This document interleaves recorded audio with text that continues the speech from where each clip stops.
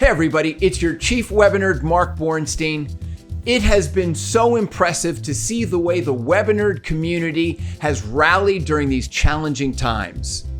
To be honest, you are the ones who have always known that we can still have real human engagement in a digital world. We at ON24 are so honored to have a role in keeping you connected with your prospects, your customers, and your communities. And now we want to help you take action in the fight against COVID-19. That's why we're announcing the launch of the COVID-19 Response Engagement Tool. This is a widget that you can easily add to all of your ON24 powered webinars that enables your audiences to make a direct contribution to the World Health Organization COVID-19 Solidarity Response Fund. ON24 is committing $50,000 to this fund to inspire all of you to participate.